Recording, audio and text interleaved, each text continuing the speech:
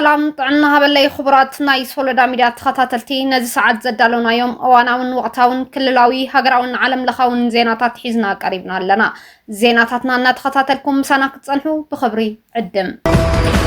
ابحات يرقزا ناب مقالا كناتينا كبلو ايتاكيتات توردا قليتهم اب كلل تግራይ ዝረአ ዘሎ ዋናዊ ፖለቲካዊ መንቀሳቀስን ለውጢ ኃይል አሰላልፋን ሐድሽ ማዕባለ ተመዝጊበሎ ኣብዚ ሕዘዋን ናይ ኢትዮጵያ ቀዳማይ ሚኒስተር ዶክተር አብይ አህመድ ጉዳያት ምብራቅ አፍሪካ መኻሪ ሚኒስትርን ነበር ፕሬዝዳንት ጊዜያዊ ምሕዳር ክልል ትግራይን ዝነበሩ አይተጌታቸው ረዳ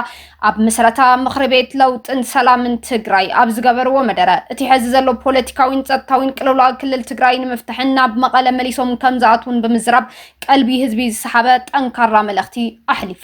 أي تجتاتو ردا بمدروم قوام فدرال منغستي طالقا متاو سراويت شعبيا كمون ابو شتقلل تግራይ ዝተፈጠረ ክፍተት አመራርሓ ብዝርዝር አብሪሆም በዚህ ዘሎ ፖለቲካውን ህዝባዊን መንቀሳቀስ ኣብ ሓፂር ግዜና መቀለ ክናቱና ኣብዚ ምንም ጥርጥር የብለይን ክብሉ ድማ አይ ተጌታቸው ረዳ ንደገፍቶምን ደገፍት ለውጥ ትግራይን ተስፋ ሂቦመለው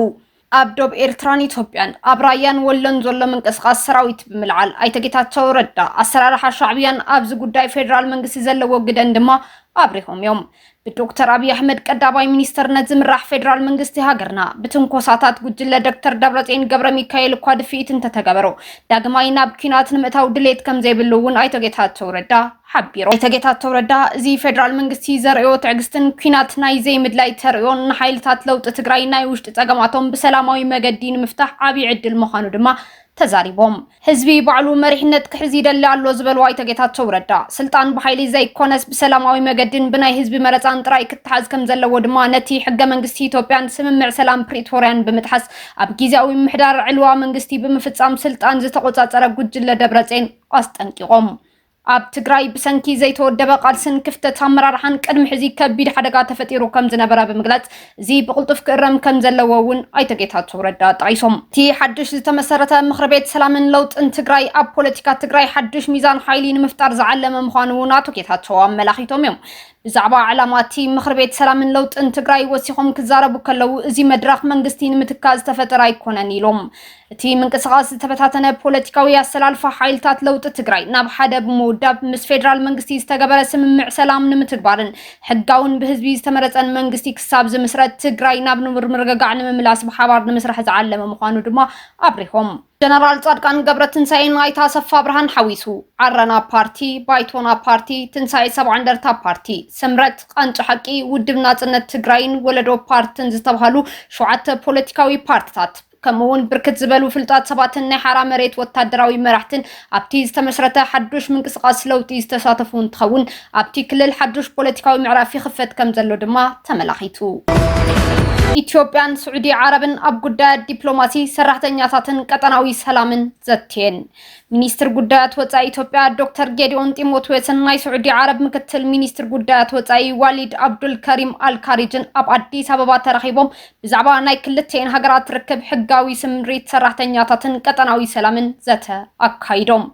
ሚኒስቴር ጉዳያት ወፃኢ ኢትዮጵያ ከም ዝሓበሮ ክልተን ሃገራት ኣብ ፖለቲካ ጸጥታን ቀጠናዊ ረብሓታትን ብምዝታይ ጎንጽታት ብሰላማዊ ዘተ ጥራይ ክፍትሑ ከም ዘለዎ ተስማዕሚያን ብፍላይ ኣብ ሳዑዲ ዓረብ ሰራሕተኛታት ዝኾኑ ዜጋታት ኢትዮጵያ ጉዳይ ድሕንነቶምን ሕጋዊ ስራሕን ትኹረት ተዋሂቦዩ ኢትዮጵያ ንመንግስቲ ሳዑዲ ዓረብ ድሕንነት ዜጋታት ኢትዮጵያ ክሕሉ ጥንኩር ጻውዒት ድማ ኣቕሪባላ ልዕሊ 200 ኢትዮጵያውያን ኣብ ሳዑዲ ዓረብ ናይ ሞት ፍርዲ ከም ዝተፈረደሎም ከምውን ካልኦት ተወሰኽቲ 65 ሰባት ድማ ተመሳሳሊ ፍርዲ ከም ዝተፈረደሎም ተማገቲ ሰብኣዊ መሰል ይሕብሩ ምክትል ሚኒስትር ጉዳያት ወፃኢ ሳዑዲ ዓረብ ዋሊድ አልካሪጅ በወገኖም ድማ ሃገሮም ምስ ኢትዮጵያ ዘለዋ ታሪኻዊ ርክብ ከም ተኸብር ገሊጾም እቲ ትሕብብር ብቐጻልነት ክጠናኸር ከም ዘለዎ ድማ አመላኺቶም ኣብ ዲሞክራቲክ ሪፐብሊክ ኮንጎ በኢቦላ ቫይረስ ዝሞቱ ሰባት ቁጥሪ 131 በፂሑ ኣብ ዲሞክራቲክ ሪፐብሊክ ኮንጎ ዝተፈጠረ ለበዳ ሕማም ኢቦላ ቫይረስ ክሳብ ሕዚ ብውሕዱ 131 ሰባት ከም ዝሞቱ ተገሊጸሎ ተወሳኺ ልዕሊ 513 ሰባት ድማ በቲ ቫይረስ ከም ዝተለኸፉ ሰበስልጣን መንግስቲ ተሃገር ጥርጣሮም ገሊጾም ኣለው መንግስቲ ተሃገር በቲ ቫይረስ ዝተለኸፉ ተጠርጠርቲ ዝርከቡሉ ከባቢና ሰፍሐ ከም ዝኸደውን ኣፍሊጦሎ ኣብ ኡጋንዳ ድማ ክልተ ዝተረጋገጹ ኬዛትን ሓደ ሞትን ከም ዝተመዝገበ ማእከል ምቁፅጻር ሕማማት ኣሜሪካ CDC ገሊጸሎ ውድብ ጥዕና ዓለም እዚ ሕማም ካብ ቫይረስ ባንዲ ቡጊ ዝመጽእ ዓይነት ኢቦላ ከም ዓለም ለኻዊ ሓደጋ ጥዕና ኣውሂጅዎ ሰብ ሞያ ጥዕና መንግስቲ ኮንጎ ግን እቲ ቫይረስ ከይስፋሕፋሕ ጠንኪሮም እናሰርሑ ከም ዘለው ብምሕባር ህዝቢ እቲ ሃገር ከይፈርሕ ጻውዒቶም ኣቕሪቦም እንተኾነ ግን ኣብ ኢቱሪ ቡቴምቦን ጎማን ዝተባሃሉ ከተማታት ኮንጎ ሓደሽቲ ብኢቦላ ቫይረስ ተለኸፉ ሰባት ምህላዎም ስዒቡ ህዝቢ እቲ ሃገር ኣብ ዓቢ ስጋት ይርከብ ኣብ ኮንጎ ምስ CDC ዝሰርሕ ኣሜሪካዊ ሓኪም በቲ ኢቦላ ቫይረስ ከም ዝተለኸፈን ሕክምና ናብ ጀርመን ከም ዝተወሰደን እውን ተገሊጾሎ ውድብ ጥዕና ዓለም ግን እዚ ኩነታት ገና ናብ ዓለም ለኻዊ ለበዳ ዘብል ብርኪ እኳ እንተዘይበፅሐ ግን ክሰፊሕ ይኽእል እዩ ክብል ድማ ኣጠንቂቑ ፕሬዚዳንት ኣሜሪካ ዶናልድ ትራምፕ ኣብ ኢራን ንምፍጻም ወጢኖሞ ዝነበረ ወታደራዊ መጥቃዕቲ ድሕሪ ምንውሖም ናብ ስምምዕነት ንምብጻሕ ጽቡቕ ዕድል ከም ዘሎ ገሊጾም ትራምፕ ነዚ መግለጺ ዝሃቡ እቲ ኣብ ልዕሊ ኢራን ንምፍጻም ዝወጠነዎ ወታደራዊ መጥቃዕቲ ድሕሪ ምንውሖም ድሕሪ ሰዓታት እዩ ፕሬዚዳንት ኣሜሪካ ትራምፕ ኣብ ማእከላይ ምብራቕ ዝርከቡ መሻርክቶም ዝኾኑ ሃገራት እቲ ምስ ኢራን ዝካየድ ድርድር ንኽቕጽል ብዝብል ኣሜሪካ ኣብ ልዕሊ ኢራን ሎሚ ሶልስ ንምፍጻም ዝሓበሰበቶ ወታደራዊ መጥቃዕቲ ንኽተናውሖ ከም ዝሓተትዎም ገሊጾም ትራምፕ ትማሊ ንጋዜጠኛታት ኣብ ዝሃበዎ ቃል ናብ ስምምዕነት ንምብጻሕ ጽቡቕ ዕድል ኣሎ ብቦምብ ከይደብደብናዮም ናብ ስምምዕነት እንተዳበፂሖም ሕጉስ ክኸውን ይኽእል እዩ ክብሉ ድማ ተዛሪቦም ኢራንና ኣሜሪካን ኣብ ስምምዕነት እንተዘይዳበፂሐን ወታደራዊ ሓይሊ ኣሜሪካ ዝኾነ ፔንታጎን ኣብ ልዕሊ ኢራን መጥቃዕቲ ንምፍጻም ከም ዝተዳለወ እቶም ፕሬዚዳንት ኣረጋጊጾም ኣለው ዝኸበርኩም ተኸታተልቲ ሶለዳ ሚድያ ነዚ ሰዓት ዘዳለናዮም ዜናታት ነዞም ክትሰምዑም ዝጸናሕኩም ይመስሉ ነይሮም ብኻልኦት እዋናውን ወቕታውን ዜናታት ክሳብ ንረኸብ ሶለዳ ሚድያ ሰብስክራይብ ቪድዮታትና ላይክ ሼር ብምግባር ንኽትተሓባበሩና ድማ ደጊመ ብኽብሪ ዕድም ሰናይ ግዜ